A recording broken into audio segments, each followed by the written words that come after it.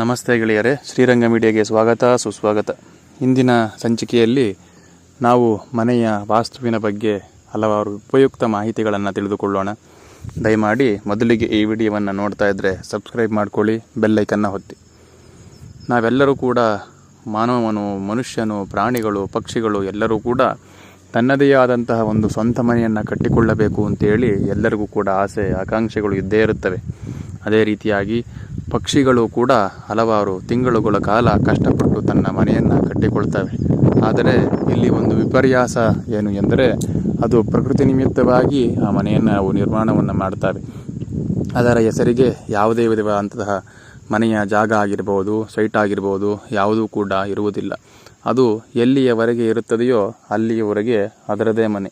ಇನ್ನೊಂದು ವಿಶೇಷತೆ ಏನು ಎಂದರೆ, ತನಗೆ ಮಾತ್ರ ತನ್ನ ಮನೆಯನ್ನು ಕಟ್ಟಿಕೊಳ್ಳುತ್ತೆ, ತನ್ನ ಮಕ್ಕಳಿಗಾಗಲಿ ಅಂತೇಳಿ ಅದು ಕಟ್ಟಿಕೊಳ್ಳುವುದಿಲ್ಲ. ಅದೇ ರೀತಿಯಾಗಿ ಈ ಮಾನವರು ನಾವೆಲ್ಲರೂ ಕೂಡ ಮನೆಯನ್ನು ನಿರ್ಮಾಣವನ್ನು ಮಾಡಬೇಕಾದರೆ ನನಗೂ ಇರಬೇಕು, ನನ್ನ ಮಕ್ಕಳಿಗೂ ಇರಬೇಕು ಅಂತೇಳಿ ನಾವೆಲ್ಲರೂ ಕೂಡ ಅತ್ಯಂತ ಕಷ್ಟಪಟ್ಟು ಬಂದಂಥ ಹಣದಲ್ಲಿ ಹಲವಾರು ಹಣಕಾಸುಗಳನ್ನು ಕೂಡಿಟ್ಟು ಒಂದು ಸುಂದರವಾಗಿ ಸದೃಢವಾಗಿ ಇರ್ತಕ್ಕಂತಹ ಮನೆಯನ್ನು ನಿರ್ಮಾಣವನ್ನು ಮಾಡಿಕೊಳ್ಳುತ್ತೇವೆ. ಇದು ಸಂತೋಷದ ವಿಷಯವೇ ಸರಿ. ಆದರೆ ಮನೆಯನ್ನು ನಿರ್ಮಾಣವನ್ನು ಮಾಡಬೇಕಾದರೆ ನಾವೆಲ್ಲರೂ ಕೂಡ ಹಲವಾರು ತಪ್ಪುಗಳನ್ನು ಮಾಡ್ತೀವಿ.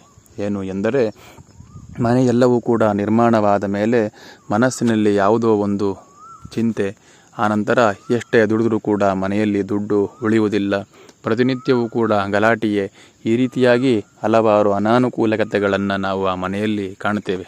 ಯಾವ ಕಾರಣಕ್ಕೆ ಅಂದರೆ, ಒಂದು ಗೃಹವನ್ನು ನಿರ್ಮಾಣವನ್ನು ಮಾಡಬೇಕಾದ್ರೆ ಮೊದಲಿಗೆ ಸ್ಥಳವನ್ನು ಪರಿಶೀಲನೆಯನ್ನು ಮಾಡಬೇಕು. ಅಂದರೆ ಹಿಂದೆ ಆ ಜಾಗದಲ್ಲಿ ಏನಿತ್ತು, ಯಾವ ವಿಧವಾಗಿ ಆ ಭೂಮಿಯು ಇದೆ, ಅವೆಲ್ಲವನ್ನು ಕೂಡ ತಿಳಿದುಕೊಂಡು ಒಳ್ಳೆಯ ರೀತಿಯಾಗಿ ಮನೆಯನ್ನು ನಿರ್ಮಾಣವನ್ನು ಮಾಡಬೇಕು. ಆನಂತರ ಒಂದು ಮನೆಯನ್ನು ನಿರ್ಮಾಣವನ್ನು ಮಾಡುವುದಾದರೆ ನಾವು ಆ ಮನೆಯಲ್ಲಿ 100 ವರ್ಷ ಬಾಳಿ ಬದುಕಬೇಕು.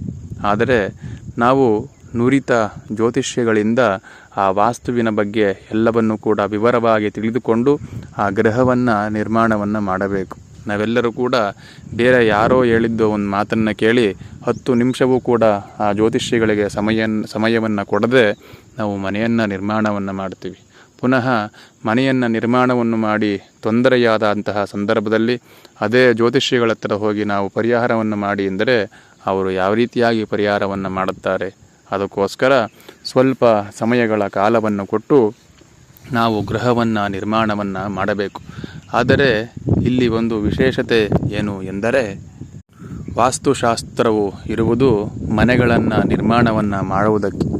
ಆದರೆ ಯಾವುದೋ ಒಂದು ವಿಚಾರವಾಗಿ ಆ ಬಾಗಿಲು ಸರಿಯಿಲ್ಲ, ಈ ವಾಸ್ತು ಸರಿಯಿಲ್ಲ ಅಂಥೇಳಿ ಕಟ್ಟಿದಂತಹ ಮನೆಗಳನ್ನೇ ಕೆಡವುವ ಸನ್ನಿವೇಶಗಳನ್ನು ನಾವೆಲ್ಲರೂ ಕೂಡ ನೋಡ್ತೇವೆ. ಆದರೆ ಆ ರೀತಿಯಾಗಿ ಮಾಡುವುದು ತಪ್ಪು. ಯಾವ ಕಾರಣಕ್ಕೆ ಎಂದರೆ, ಅವನು ಅತ್ಯಂತ ಕಷ್ಟಪಟ್ಟು ಮನೆಯನ್ನು ನಿರ್ಮಾಣವನ್ನು ಮಾಡಿರ್ತಾರೆ. ಆ ವಾಸ್ತು ಚೆನ್ನಾಗಿಲ್ಲ ಅಂತ ಹೇಳಿ ನಾವು ಅದನ್ನು ಎಲ್ಲವನ್ನು ಕೂಡ ಕೆಡವಿಸಬಾರದು. ಆ ಪರಿಸ್ಥಿತಿಯಲ್ಲಿ ಇದ್ದಂತಹ ಸಂದರ್ಭದಲ್ಲಿಯೇ ಅದಕ್ಕೆ ಪರಿಹಾರವನ್ನು ಮಾಡಿಕೊಂಡು ಚಿಕ್ಕ ಚಿಕ್ಕ ಪೂಜೆಗಳನ್ನು ಮಾಡಿಕೊಂಡು ಅವರಿಗೆ ಒಳ್ಳೆಯದನ್ನು ಮಾಡುವ ಹಾಗೆ ನಾವು ಅನುಗ್ರಹವನ್ನು ಜ್ಯೋತಿಷಿಗಳು ಮಾಡಬೇಕು. ಆನಂತರ ನಾವು ಎಲ್ಲರೂ ಕೂಡ ನಮ್ಮ ಹೆಸರಿಗೆ ಯಾವ ಆಯವರ್ಗವು ಬಂದಿರುತ್ತದೆಯೋ, ಯಾವ ದಿಕ್ಕಿಗೆ ಬಾಗಿಲು ಬಂದಿರುತ್ತದೆಯೋ ಅದೇ ದಿಕ್ಕಿಗೆ ಅವೆಲ್ಲವನ್ನು ಕೂಡ ತಿಳಿದುಕೊಂಡು ಮನೆಯನ್ನು ನಿರ್ಮಾಣವನ್ನು ಮಾಡಬೇಕು. ವಿಶೇಷವಾಗಿ ಹಿಂದಿನ ಕಾಲದಲ್ಲಿ ಕಟ್ಟಿರ್ತಕ್ಕಂಥ ಮನೆಗಳಿಗೆ ಆಯುಸ್ಸುಗಳೇ ಇರುವುದಿಲ್ಲ. ಅಂತಹ ಮನೆಗಳಲ್ಲಿ ನಾವು ಏನೇ ದುಡಿದ್ರೂ ಕೂಡ ಅದರಲ್ಲಿ ನಮಗೆ ಏಳ್ಗೆ ಅನ್ನುವುದು ಇರುವುದಿಲ್ಲ. ಆದರೆ ಭಗವಂತನ ಅನುಗ್ರಹದಿಂದ ಆ ಮಾಲೀಕನು ಸದೃಢನಾಗಿದ್ದರೆ ಒಂದು ನೂತನ ಗೃಹವನ್ನು ನಿರ್ಮಾಣ ಮಾಡಿಕೊಳ್ಳುವುದು ಅತ್ಯಂತ ಸೂಕ್ತ. ಇಲ್ಲ, ನಮ್ಮಲ್ಲಿ ಹಣಕಾಸುಗಳು ಯಾವುದೂ ಕೂಡ ಇಲ್ಲ ಅಂದರೆ ಅದೇ ಮನೆಯಲ್ಲಿ ಒಂದು ಪೂಜೆಯನ್ನು ಮಾಡಿಕೊಂಡು ನಾವು ಆ ಮನೆಯಲ್ಲೂ ಕೂಡ ಅತ್ಯಂತ ಶ್ರದ್ಧೆಯಿಂದ ಜೀವನವನ್ನು ಎಲ್ಲರೂ ಕೂಡ ಮಾಡಿಕೊಳ್ಳಬಹುದು. ಆದರೆ ಈ ನಮ್ಮ ಮನುಷ್ಯರಲ್ಲಿ ಒಂದು ತಪ್ಪು ತಿಳುವಳಿಕೆ ಇದೆ. ಅದು ಏನಪ್ಪ ಎಂದರೆ, ನಾವು ಎಷ್ಟೇ ಕಷ್ಟಪಟ್ಟರೂ ಕೂಡ ಆ ಮನೆಯಲ್ಲಿ ನಮಗೆ ಶ್ರೇಯಸ್ಸು ಆಗುವುದಿಲ್ಲ ಅಂತ ಹೇಳಿದ್ದಾರೆ. ನಾವು ಎಷ್ಟೇ ಮಾಡಿದರೂ ಕೂಡ ಆ ಮನೆಯಲ್ಲಿ ತೊಂದರೆಗಳೇ ಆಗುತ್ತವೆ ಅಂತೇಳಿ ನಾವೆಲ್ಲರೂ ಕೂಡ ಕೆಟ್ಟದಾಗಿ ಯೋಚನೆಯನ್ನು ಮಾಡಿಕೊಳ್ಳುತ್ತೇವೆ. ಅದನ್ನು ವಿರುದ್ಧವಾಗಿ ಏನೇ ಆದರೂ ಕೂಡ ನಮಗೆ ಭಗವಂತನಿದ್ದಾನೆ, ಒಳ್ಳೆಯದನ್ನೇ ಮಾಡುತ್ತಾನೆ ಅಂತ ಹೇಳಿ ಆತ್ಮವಿಶ್ವಾಸದಿಂದ ನಂಬಿಕೆಯಿಂದ ಹೊರಟರೆ ನಮಗೆ ಖಂಡಿತವಾಗಿಯೂ ಕೂಡ ಒಳ್ಳೆಯದು ಆಗುತ್ತದೆ. ನಾವು ವಾಸ್ತುಶಾಸ್ತ್ರವನ್ನೇ ಇಲ್ಲಿ ಕೆಟ್ಟದಾಗಿ ನೋಡ್ತಾ ಇಲ್ಲ.